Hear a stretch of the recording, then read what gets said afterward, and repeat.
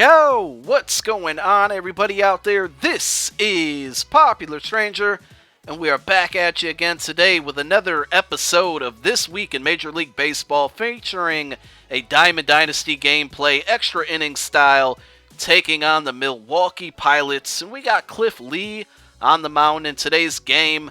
But let's jump right into the news. Last week, Thursday night, Michael Pineda of the New York Yankees got caught using pine tar for the second time this season. The first time, he got caught kind of, but nothing really happened of it. And then he pitches against the Red Sox once again, gets rocked in the first round, gives up 2 runs, and then comes out in the second inning with pine tar on his neck. Not a very good hiding spot, if you ask me, but I'm happy that he did get caught, being that I did bet on the first time this happened. I bet on the Red Sox and they lost, and I kind of felt cheated. I wanted my money back, but that's just the way things go.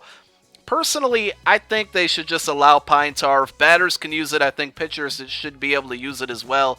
But right now it's illegal, and if you get caught using it, you deserve whatever you get, and that's what happened. It was very interesting. I was watching the MLB Network Friday or Saturday night, and Miguel Montero, the catcher of the Arizona Diamondbacks, he was kind of caught on film with having some type of substance on his shin guard of his catcher's uniform, if that's what you want to call it, and kind of rubbing his fingers on it every time he would throw the ball back to the pitcher. And I thought that was interesting. It never really made headlines. When you Google it, nothing really comes up. But it's just interesting to see that. And again, I think they should just allow pine tar. Let me know your stance on that in the comments section, how you feel about it. In other league-changing things, they did change the transfer rule in baseball, and I think it was an excellent job to do so. They pretty much brought it back to the original way it used to be, whereas once you make a catch, it's a catch. You don't have to be able to transfer it to your other hand cleanly. Previously, if you were transferring it to your throwing hand and you dropped the ball, they would call it a no-catch. So they kind of fixed that. I thought they got that right. Also, I wanted to ask you guys this last week as well, what are your opinions and views, and how do you feel so far about instant replay in baseball? I think it's been great. I think it's excellent that you see less managers getting thrown out of games and coming out to argue calls. I think replay in baseball is the correct thing to do, and I think it's only going to get better as far as speeding it up, getting the process done quicker. You know, it's all new to everybody, and I think once they get used to it, I think we'll see midway and towards the end of the season, it's going to be a lot more smooth. I'm sure they will be able to adapt and adjust to different rules to make it better for the viewers and just not prolonging the game. So again, let me know in the comments what you guys think about instant replay as well. I'd love to hear your thoughts. I'd love for you guys to follow me on Twitter as well. All the people who follow me on Twitter are mainly my Madden Ultimate Team followers and football followers, and I always would love extra guys to talk baseball too with. So again, make sure you hit me up on Twitter. It's @StrangerPopular. The link's always in the description of the videos. But let's talk about some actual players and teams in Major League Baseball. Some guys that have caught my eye and should have caught yours by now. Jose Abreu of the Chicago White Sox is just absolutely tearing it up. He broke Albert Pujols' record of most home runs in April by a rookie. Not only did he break it, but he's upped it now by 1 as of today, and he's actually playing in a game right now, so who knows if he'll hit another one. But as of right now, 10 home runs, 32 runs batted in the month of April. He's just playing out of this world. Earlier in the season, he knocked the cover or the fitting off of a baseball partly, and he's just a lot of fun to watch, and so are the Chicago White Sox. They're one of those teams that I don't think is going to be able to win their division or make the playoffs, just given that the Tigers are there.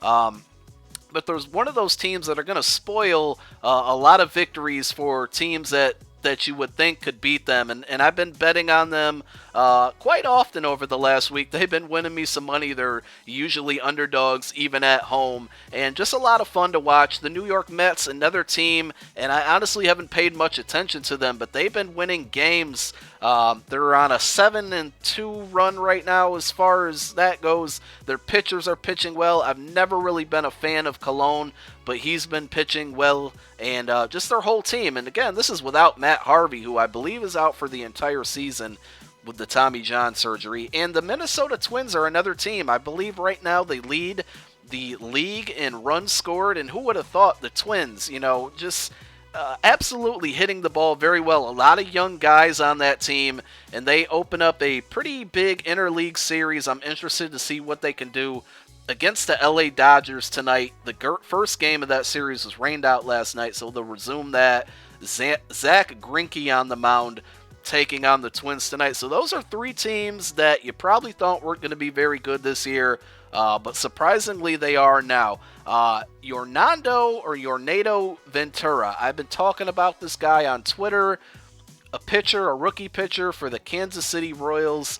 This guy is really exciting to watch. He reminds me a lot of Jose Fernandez from the Miami Marlins, in my opinion, who was absolutely phenomenal again last night, by the way. We thought we were getting that Fernandez-Wood matchup, that rematch from last week where both of those guys were just striking out people left and right. And this time Fernandez at home held his part of the matchup, but the Marlins just absolutely crushed the baseball, winning that game 9-0, beating the Braves. But let's get back to Ventura. He's pitching right now great. 27 strikeouts in less than 24 innings, I believe. 1.80 ERA. He's 2-1. He's on the mound tonight. If you have access to the game, make sure you guys check that out. The Kansas City Royals, Yornando Ventura. I'm probably butchering his first name. I'm going to be watching that one. I watched him a couple weeks ago. I can't remember who they were playing, but he pitched just an absolute great game, except for the Royals just didn't give any run support. So we're going to finish our game off here with a double play. We get the 5-1 victory, and that will pretty much wrap up this week in Major League Baseball. Real quick, though, I told you guys last week about my Colorado Rockies. They're playing really good baseball right now. Top 3 guys in baseball as far as batting average goes. Blackmon, Tulowitzki, and Morneau. And Tulo is just crushing the ball. He's playing great in April, and it's a lot of fun watching the Rockies. But anyways, I hope you guys enjoyed this video. Make sure you click that thumbs up. I'll be back in another couple days with a lineup update, and then next week we'll be back with more inside, or this week in Major League Baseball. It's Popular Stranger. Peace.